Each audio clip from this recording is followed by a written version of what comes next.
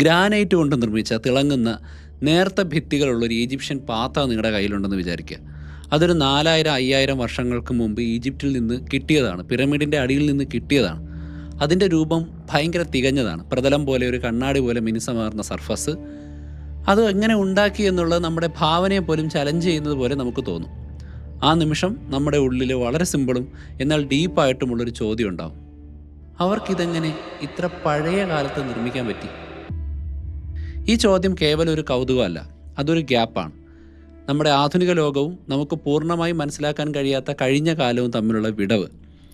ഈ വിടവിലാണ് പലപ്പോഴും നിഗൂഢതകൾ ജനിക്കുന്നത്.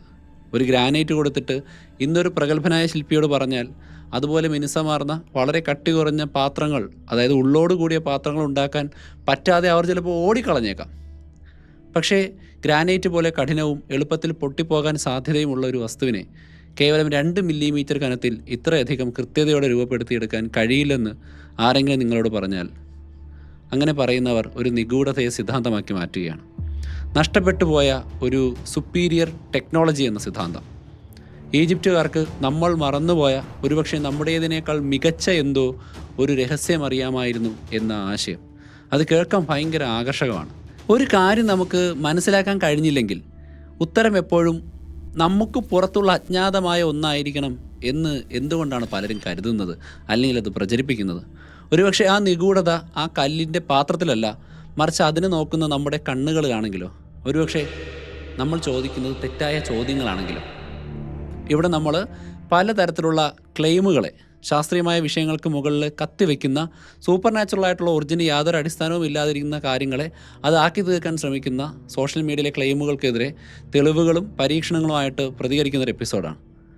ഈ നഷ്ടപ്പെട്ട സാങ്കേതിക വിദ്യ എന്ന് പറയുന്ന വാദത്തിന് സാധാരണയായി ശക്തമായ 4 ക്ലെയിമുകൾ, 4 നെടും തൂണുകളാണ് ചൂണ്ടിക്കാണിക്കപ്പെടുന്നത്. ആദ്യത്തേത് ഇത്തരത്തിലുള്ള പാത്രങ്ങളുടെ എണ്ണമാണ്.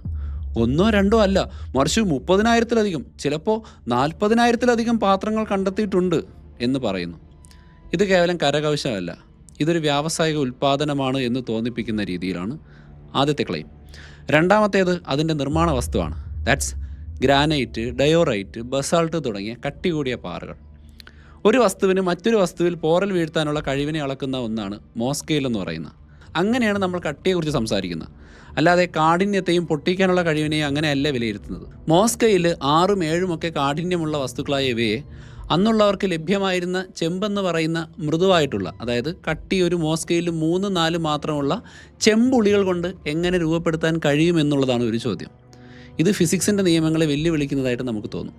മൂന്നാമത്തെ ക്ലെയിമാണ് അതിൻ്റെ കൃത്യത. ഈ പറഞ്ഞ പാത്രങ്ങൾ തികഞ്ഞ കൃത്യമായിട്ടുള്ളൊരു സൂപ്പർ രൂപമാണെന്നും ആധുനിക കമ്പ്യൂട്ടർ നിയന്ത്രിത CNC മെഷീനുകൾക്ക് തുല്യമായ കൃത്യതയുണ്ട് എന്നും പലരും വാദിക്കുന്നുണ്ട്. നാലാമത്തേത് ഈ ഉപകരണങ്ങളിൽ അവശേഷിച്ചിരിക്കുന്ന പാടുകളാണ്. പാത്രങ്ങളുടെ ഉള്ളിൽ കാണുന്ന സർപ്പിൾ ആകൃതിയിലുള്ള വരകളും കൈ കടത്താൻ കഴിയാത്തത്ര ഇടുങ്ങിയ കഴുത്തുകളും ആധുനിക ലെയ്ത്തുകളുടെയും അൾട്രാസോണിക് ഡ്രില്ലിങ്ങിൻ്റെയും ഒക്കെ തെളിവായിട്ട് പറയപ്പെടുന്നുണ്ട്. ഈ 4 ക്ലെയിമുകളെയാണ് നമുക്കൊരു കോട്ട പോലെ തോന്നുന്നത്, നിഗൂഢ സിദ്ധാന്തക്കാരുടെ കോട്ട. എന്നാൽ നമുക്കതിൻ്റെ ഓരോ കല്ലും എടുത്ത് യുക്തിയോടെ പരിശോധിച്ചാലോ? ആദ്യം നമുക്ക് ആ വലിയ സംഖ്യ എടുക്കാം, 40,000. ഇത് കേൾക്കുമ്പോൾ നമ്മുടെ മനസ്സിൽ ഒരേ ഡിസൈനിലുള്ള പാത്രങ്ങൾ നിർമ്മിക്കുന്ന ഒരു ഫാക്ടറിയുടെ ചിത്രം ഓർമ്മ വരും. ഈ സംഖ്യയുടെ പ്രധാനപ്പെട്ട ഉറവിടം സക്കാറയിലെ സ്റ്റെപ്പ് പിരമിഡിന് താഴെയുള്ള ഗാലറികളിൽ നിന്നാണ്. എന്നാൽ ആഴത്തിലുള്ള പുരാവസ്തു വിശകലനങ്ങൾ നമ്മളോട് പറയുന്നത് മറ്റൊരു കഥയാണ്. ഉദാഹരണത്തിന് ഈജിപ്റ്റോളജിസ്റ്റായ AJ സ്പെൻസർ തൻ്റെ ancient Egyptian stone vessels, materials and forms എന്ന പഠനത്തിൽ വ്യക്തമാക്കുന്ന പോലെ ഈ 40,000 പാത്രങ്ങളിൽ ബഹുഭൂരിപക്ഷവും കഠിനശിലകൾ കൊണ്ടുള്ളതല്ല. അവ നിർമ്മിച്ചിരിക്കുന്നത് താരതമ്യേന മൃദുവായിട്ടുള്ള ട്രവൽട്ടൈൻ, അതായത് അലബാസ്റ്റർ എന്നറിയപ്പെടുന്ന പ്രത്യേകം ചുണ്ണാമ്പ് കല്ലോ സിൽക്ക് സ്റ്റോണോ എന്നിവ കൊണ്ട് നിർമ്മിച്ചതാണ്. ഇവയെ രൂപപ്പെടുത്തുന്നത് ഗ്രാനൈറ്റിനെ അപേക്ഷിച്ച് വളരെ എളുപ്പമാണ്. ഇത് നിങ്ങൾ ഒരു നിധിപ്പെട്ടി തുറക്കുന്നത് പോലെയാണ്. അതിൽ 40,000 നാണയങ്ങളുണ്ട്. എന്നാൽ സൂക്ഷിച്ചു നോക്കുമ്പോൾ അതിൽ വിരലിൽ എണ്ണാവുന്നവ സ്വർണവും ബാക്കിയെല്ലാം ചെമ്പുമാണെന്ന് മനസ്സിലാക്കുന്നു. അപ്പോൾ നിങ്ങൾ 40,000 സ്വർണ്ണ നാണയങ്ങൾ കണ്ടെത്തിയെന്ന് പറയോ? ഇല്ല. അതുപോലെയാണ് ഇവിടെയും സംഭവിച്ചത്. യഥാർത്ഥത്തിൽ ഗ്രാനൈറ്റ്, ഡയോറൈറ്റ് പോലെയുള്ള കഠിന ശിലാപാത്രങ്ങൾ മൊത്തം ശേഖരത്തിൻ്റെ ഒരു ചെറിയ ശതമാനം മാത്രമാണ്. അവ രാജകുടുംബത്തിന് വേണ്ടിയുള്ള ആഡംബര വസ്തുക്കളായിരുന്നു എന്നാണ് കണക്കാക്കുന്നത്. അതായത് വൻതോതിലുള്ള ഉൽപ്പാദനം എന്ന ആശയം തന്നെ ഒരു തെറ്റിദ്ധാരണയാണ്. ഞാൻ ഈ വീഡിയോയിൽ പറയുന്ന രീതിയിലുള്ള പഠനങ്ങളുടെയും പരീക്ഷണങ്ങളുടെയും ആ എക്സ്പ്ലനേഷൻ വീഡിയോസിൻ്റെയും ലിങ്ക് ഞാൻ എൻ്റെ വെബ്സൈറ്റിൽ കൊടുത്തിട്ടുണ്ട്. ആ വെബ്സൈറ്റിൽ ഇതിൻ്റെ സ്ക്രിപ്റ്റ് ഉണ്ടാവും, മാത്രമല്ല, ഞാൻ പറയുന്ന ഓരോ അവകാശവാദത്തിൻ്റെയും തെളിവുകളുടെ ലിങ്കും നിങ്ങൾക്ക് അവിടെ വെരിഫൈ ചെയ്യാൻ പറ്റും. ഇനി ഈ കരകൗശല വിദ്യയുടെ കാലഗണന നമുക്ക് നോക്കാം. ഇത് പെട്ടെന്നൊരു ദിവസം പൂർണ്ണതയോടെ പ്രത്യക്ഷപ്പെടുകയല്ല ചെയ്തത്. നിയോലിത്തിക് കാലഘട്ടം, അതായത് 5100 BCയിൽ ലളിതമായ പാത്രങ്ങളിൽ തുടങ്ങി പ്രീ ഡൈനാസ്റ്റിക് കാലഘട്ടം, അതായത് 4000-നും 3100 BCക്ക് ഇടയിൽ ഏർലി ഡൈനാസ്റ്റിക് കാലഘട്ടം, അതായത് 3100-നും 2686 BCക്കും ഇടയിൽ അത് ഉന്നതിയിലെത്തുന്നു. പിന്നീട് ഓൾഡ് കിങ്ഡത്തിൽ പിരമിഡുകളും ക്ഷേത്രങ്ങളും പോലെയുള്ള നിർമ്മിതികളിലേക്ക് രാജകീയ ശ്രദ്ധ മാറിയപ്പോൾ പതിയെ ഇത്തരം പാത്രങ്ങൾ അപ്രത്യക്ഷമാകുന്നതായിട്ട് നമുക്ക് കാണാം. ഇതൊരു നഷ്ടപ്പെട്ട സാങ്കേതിക വിദ്യയുടെ ലക്ഷണമല്ല, മറിച്ച് വികസിക്കുകയും പൂർണ്ണത നേടുകയും പിന്നീട് സാംസ്കാരികമായി അപ്രസക്തമാവുകയും ചെയ്ത ഒരു സാധാരണ സാങ്കേതിക വിദ്യയുടെ വളർച്ചാരേഖയാണ്. ഇനി നമുക്ക് രണ്ടാമത്തെ ക്ലെയിമിലേക്ക് വരാം. കാഠിന്യം. ചെമ്പ് കൊണ്ട് ഗ്രാനൈറ്റ് മുറിക്കാൻ കഴിയില്ല എന്നത് ശരിയാണ്. എന്നാൽ ആ വാദം തന്നെ തെറ്റായ ഒരു ധാരണയിൽ നിന്നാണ് ഉണ്ടാകുന്നത്. ഈജിപ്തുകാർ ഗ്രാനൈറ്റിനെ ഉളികൊണ്ട് കൊത്തിയെടുക്കുകയായിരുന്നില്ല, അവരതിനെ ഉരച്ചെടുക്കുകയായിരുന്നു ചെയ്തത്. ഇവിടെയാണ് യഥാർത്ഥ രഹസ്യം ഒളിഞ്ഞിരിക്കുന്നത്. ഇത് മനസ്സിലാക്കാൻ ഒരു ലളിതമായ ഉദാഹരണം ഞാൻ പറയാം. നിങ്ങളൊരു മരക്കഷ്ണം മിനുസപ്പെടുത്താൻ സാൻഡ് പേപ്പർ ഉപയോഗിക്കാറുണ്ട്. നിങ്ങളുടെ കൈ മൃദുവാണ്, മരം കഠിനമാണ്. എന്നാൽ നിങ്ങളുടെ കൈ കൊണ്ടല്ലേ മരം ഉരയ്ക്കുന്നത്? അല്ല, സാൻഡ് പേപ്പർ കൊണ്ടാണ്. ഇവിടെ പുരാതന ഈജിപ്തുകാരുടെ ചെമ്പ് ഉപകരണം നിങ്ങളുടെ കൈ പോലെയായിരുന്നു. അവരുടെ സാൻഡ് പേപ്പർ നൈൽ നദിയിൽ നിന്നും മരുഭൂമിയിൽ നിന്നും സുലഭമായി കിട്ടുന്ന ക്വാർട്സ് കൊണ്ടുള്ള മണലാണ്. ക്വാർട്സ് മണലിന് മോസ്കെയിലിൽ 7 കാഠിന്യമുണ്ട്, അതായത് ഗ്രാനൈറ്റിൻ്റെ ഏകദേശം അത്രയും കാഠിന്യമുണ്ട്. മൃദുവായ ചെമ്പ് ഉപകരണം ഉപയോഗിച്ച് വെള്ളം ചേർത്ത ക്വാർട്സ് മണലിൻ്റെ കുഴമ്പ് ഉപയോഗിച്ചുകൊണ്ട് നമുക്കിതിനെ കറക്കിയെടുക്കാം. അവിടെ നമുക്ക് കറക്കാനുള്ള ലാപ്പ് അഥവാ ഹോൾഡറായി മാത്രമാണ് ചെമ്പ് പ്രവർത്തിച്ചത്. Stone working in ancient Egypt എന്ന വിഷയത്തിൽ നിരവധി പഠനങ്ങൾ നടത്തിയ പുരാവസ്തു ഗവേഷകനായ ഡെനിസ് സ്റ്റോക്സ് തൻ്റെ പരീക്ഷണങ്ങളിലൂടെ ഇത് പലതവണ തെളിയിച്ചിട്ടുണ്ട്. അദ്ദേഹം പുരാതന രീതികൾ ഉപയോഗിച്ച് ചെമ്പ് ഉപകരണവും ക്വാർട്സ് മണലും ഉപയോഗിച്ച് ഗ്രാനൈറ്റ് തുരക്കുകയും രൂപപ്പെടുത്തുകയും ചെയ്തിട്ടുണ്ട്. അപ്പോൾ നമ്മൾ ഇന്നത്തെ കാലത്ത് ഗ്രാനൈറ്റ് കൊണ്ടൊരു കുടമുണ്ടാക്കാൻ പറയുമ്പോൾ ഒരു ആധുനിക ശില്പി ഓടിപ്പോകുന്നത് ഗ്രാനൈറ്റിനെ ഒരു ചുറ്റികയും ഉളിയും കൊണ്ട് നേരിടാൻ പറഞ്ഞതുകൊണ്ടാണ്. ഒരു പാത്രം വെള്ളവും ഒരു പിടി മണലും കുറേ കാലത്തെ പ്രവർത്തനത്തിനുള്ള ക്ഷമയും ഉണ്ടെങ്കിൽ നമുക്കതിനെ കീഴടക്കാൻ പറ്റും. ഇത് നമ്മളെ മൂന്നാമത്തെ ക്ലെയിമിലേക്ക് എത്തിക്കുന്നു: കൃത്യത.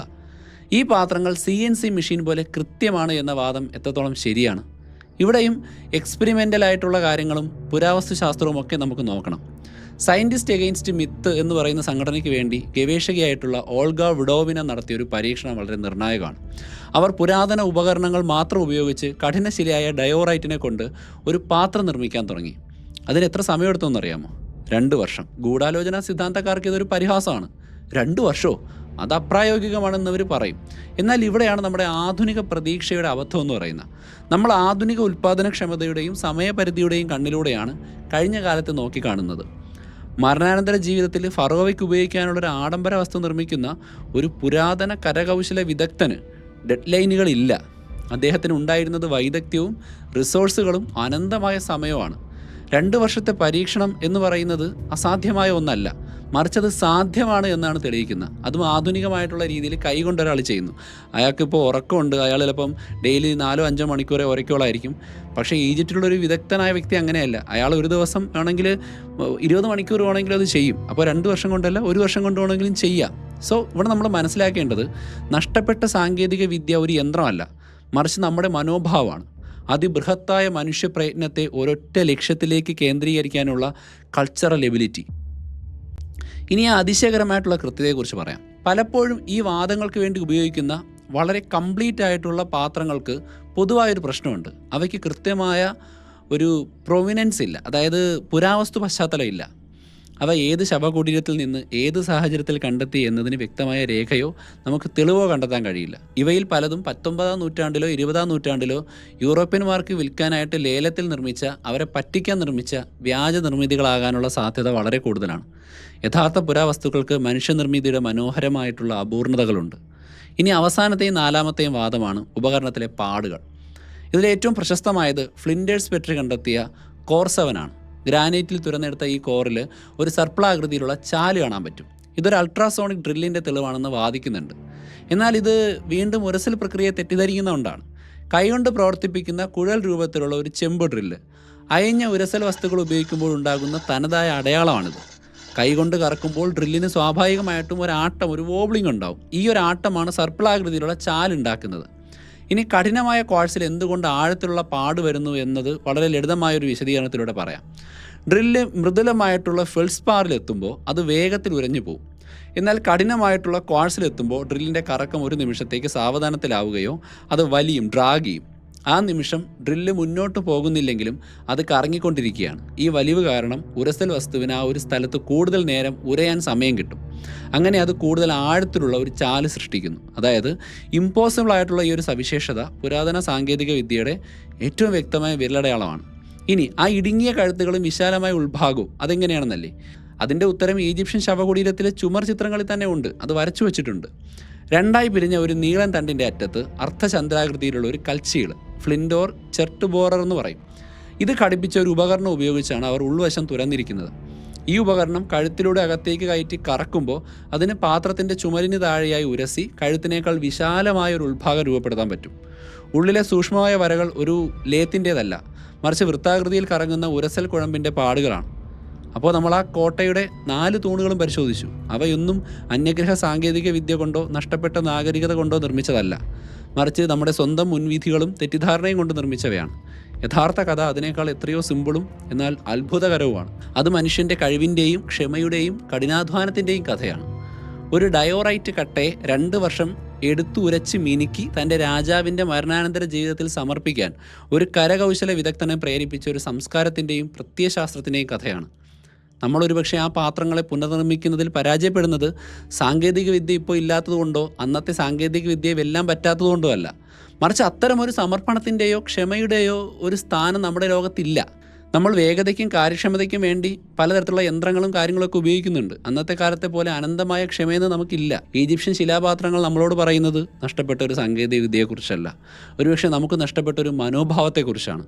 ആ അത്ഭുതകരമായിട്ടുള്ള വസ്തുക്കളെ നോക്കുമ്പോൾ അവർക്കിത് എങ്ങനെ നിർമ്മിക്കാൻ കഴിഞ്ഞു എന്ന് ചോദിക്കുന്നതിന് പകരം ഇത്രയധികം മനുഷ്യാധ്വാനം ഒരു കല്ലിൻ്റെ പാത്രത്തിൽ നിക്ഷേപിക്കാൻ അവരെ പ്രേരിപ്പിച്ച വിശ്വാസം എന്തായിരുന്നു എന്ന് ചോദിച്ചു തുടങ്ങുമ്പോൾ യഥാർത്ഥ ഉത്തരം തെളിഞ്ഞു വരും. ആ ഉത്തരം ഒരു യന്ത്രത്തിലോ ലേസർ രശ്മിയിലോ അല്ല, മറിച്ച് മനുഷ്യൻ്റെ ഇച്ഛാശക്തിയിലും സമയത്തിൻ്റെ അനന്തമായ ഒഴുക്കിലുമാണ് ഒളിഞ്ഞിരിക്കുന്നത്. ഇതുപോലെ സോഷ്യൽ മീഡിയയിൽ പ്രചരിക്കുന്ന നമുക്ക് ഡീബങ്ക് ചെയ്യാൻ പറ്റുന്ന ശാസ്ത്രീയമായ എവിഡൻസോടുകൂടി പറയാൻ പറ്റുന്ന ക്ലെയിമുകൾ നിങ്ങളെനിക്ക് ഇൻസ്റ്റാഗ്രാമിലോ മെയിലിലോ അയച്ചു തരിക, എൻ്റെ ശ്രദ്ധയിൽപ്പെടുത്തുക. നമുക്കിതിനെ JR ഡീബങ്ക്സ് എന്ന് പറയുന്ന ഒരു എപ്പിസോഡോടുകൂടി ചെയ്യാൻ പറ്റും. നിലവിൽ ഒരുപാട് ടോപ്പിക് എൻ്റെ കയ്യിൽ പെൻഡിങ് ഉണ്ട്. നിങ്ങൾക്ക് ഈ വീഡിയോ സീരീസ് ഇഷ്ടപ്പെട്ടു, കൂടുതൽ ചെയ്യണം എന്നുണ്ടെങ്കിൽ നിങ്ങളത് എന്നെ അറിയിക്കുക. അത് വാച്ച് ടൈമിലൂടെയും കമൻറ്റ്, ലൈക്ക്, സബ്സ്ക്രിപ്ഷൻ അങ്ങനെ പല മാർഗത്തിലൂടെയും നിങ്ങൾക്ക് പ്രകടിപ്പിക്കാം. അങ്ങനെ നമുക്ക് ഇപ്പോൾ പെൻഡിങ്ങിലുള്ള ഒരുപാട് ടോപ്പിക്കുകളെ സയൻറ്റിഫിക്കലി പോസിബിൾ ആണെങ്കിൽ ഡീബങ്ക് ചെയ്യാനും സാധിക്കും. എല്ലാം കഴിയുമോ എന്ന് വെച്ചാൽ എനിക്ക് കൃത്യമായിട്ടുള്ള ധാരണയുള്ള തെളിവുകളുള്ള കാര്യങ്ങൾ മാത്രമേ ചെയ്യൂ. പക്ഷേ അങ്ങനെയുള്ള കാര്യങ്ങൾ നമുക്ക് വിട്ടുകളയാനും പറ്റില്ല. അടുത്ത എപ്പിസോഡിൽ വീണ്ടും കാണാം. ബൈ.